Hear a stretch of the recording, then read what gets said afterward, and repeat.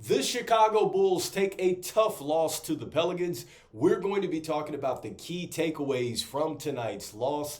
This is your host, Rico Greenhowe, and you have found yourself on another episode of Bulls Digest. And so today, the Chicago Bulls get beat by the Pelicans 119 to 113. And I think really the key takeaway from this game is just that the Chicago Bulls really had a chance at this game. They went cold for a stretch or two in this, and the Pelicans took advantages. They got off to a 16-point lead. The Bulls fight back, but they did not do themselves any favors with the turnovers and also to the stagnant offense. And we're going to talk about that. And so let's go ahead and jump into the box score, look at the key performers from today's game. And so let's start with Zach LaVine. And so I think that Zach LaVine came on strong at the end of the game, and there was a possession at the end of the game where the Bulls could have perhaps cut the lead down to 1 point with so many seconds left in the game. The ball did not get to Zach LaVine. It went over to Coby White. He missed the shot. Rebound to Lonzo. He kicks it out to Vuce. He could not hold on to it. It leads to, I think, a Pelicans basket or a foul down at the other end. Either way, Zach LaVine didn't get it at the end of the game. You would have wanted to see that. But for the most part, I think that Zach LaVine really worked himself into this game. You have to give the Pelicans a lot of credit with the defense that they played. But once more, I think he leads the way with the 25.7 rebounds. He had 5 assists. He had a steal. He was +6 in the plus-minus box score. 10 of 22 from the field. You see that he shot 4 of 6 from the three-point line. He did have 5 turnovers. And I will say this, a lot of those turnovers, he's going to the basket. He's trying to get the ref to blow the whistle. It did not happen. But I certainly love the effort from Zach LaVine. And so once again, I think he leads us tonight. Next up, I think another MVP for the night for the Chicago Bulls, in my opinion, it was Lonzo. I think that Lonzo has been on a heater as far as shooting the basketball. He had 11 points today off of the bench. He had 8 rebounds. He had 6 assists. He had a steal. He had a block. He was +10. And yet again, I mean, playing some extended minutes for us. And so, look, Lonzo continues to keep trending up. We're not probably going to see him in tomorrow's game because it is a back-to-back. But he's looked great. It's good to see. And he's shown that he can start or come off the bench. And once more, I think that he was a huge impact for us tonight. Next up with Vuce. And so, Vuce, look, I think that Vuce had a great game, and this is going to lead into the point of the stagnant offense because Vuce finished with 22 points. He had 15 rebounds. He had 2 assists. He had a block. He had a steal. He was +6. Look at the efficiency with the 10 of 16 from the field. He was 1 of 2 from 3. But what is unfortunate about Vuce and the statistics that he finished with is that Vuce had 16 points in the first half, and he finished with 22 points. It just like the Bulls just failed to go down to Vuce. The offense got totally stagnated there. And this is something that just the Bulls cannot do. Did not do themselves any favor by not going down to the big fella. So I think that really hurt us in tonight's game. But Vuce, once again, I think with LaVine really led the way. And so next up, Coby White. So look, Coby White, it was a tough, I think, shooting night for the most part. I think that he kind of fought his way to 22 points. It looked like he was still dealing with a little bit of the neck issue. Wasn't sure if he was going to play today, but 22 points, 3 rebounds. He had 4 assists. It was -6 in the box score, 8 of 17 from the field, 1 of 8 from downtown, but he was 5 of 5 from the line. So he had a good night as far as getting to the free throw line.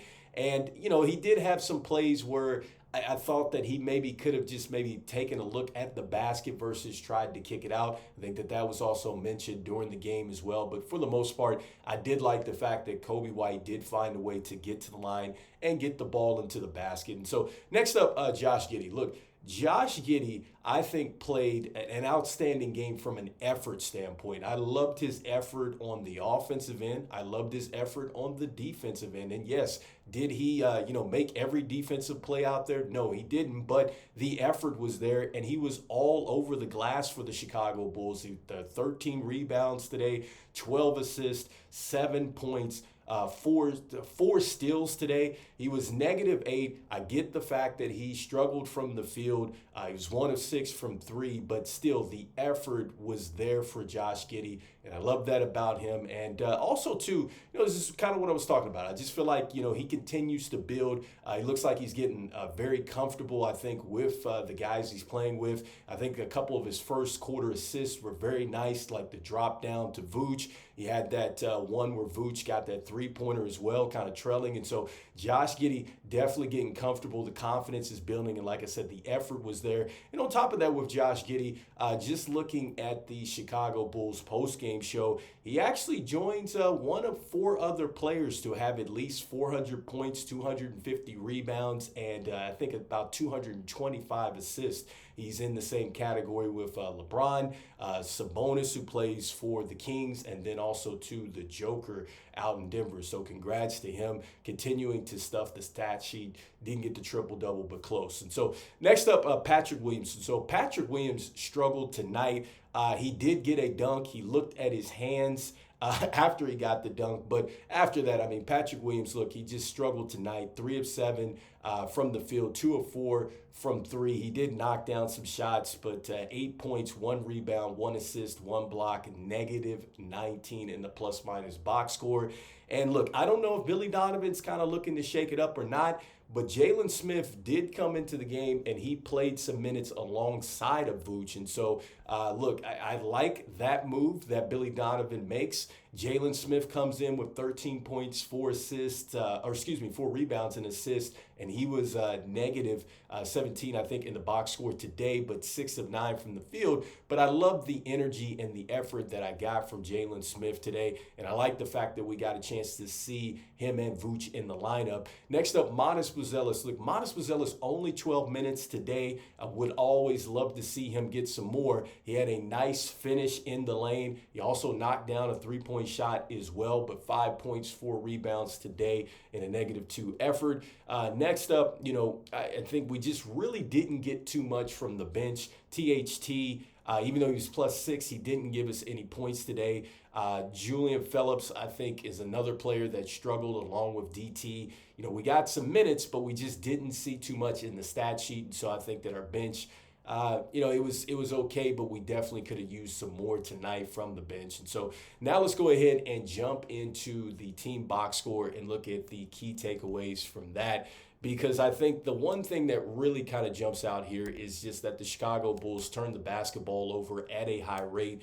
In fact, we led in turnovers 15-10. They got 28 points off of our turnovers, so they were able to really capitalize on that. Next up, you see that the Chicago Bulls actually led in rebounds 57-46. Goes into what I was talking about with Giddey and then also to Vooch. Those guys were hitting the boards, so that was great for us today. And it was a great team effort there too. And so next up, points in the paint. And so the Bulls get the win there, 58-50 as far as points into the paint. So that was good to see. I think that we could have had a lot more, which leads to the frustration of going away from Vooch. Next up, as far as the steals are concerned, the New Orleans Pelicans lead that 11-8 in steals. We will lead the category in block shots 6-5 to the Bulls. And the Bulls, as far as the field goal percentage today, 44.1% from the field, 32.6 from 3. You see that the Pelicans, 43.8 from the field and just 28% from 3. But I think that they actually just hit some timely threes. I think of Alvarado off of the bench for them. I think that he was huge. He went on a run just for himself. I think that that was tough for the Chicago Bulls to really answer today. And look, this is a tough loss the way that you look at this, because the Pelicans, look, they're giving up the second most points in the paint. And it was like they gave us points in the paint, and we could have had a lot more. We didn't take advantage of that. Also, too, opponents were hitting about 48% of their field goal, or 48% from the field against the Pelicans today. And so I think that we could have maybe even upped that some more today if we would have went a bit more into the paint. And then on the average for the Pelicans, look, they're averaging 107.4 points per game.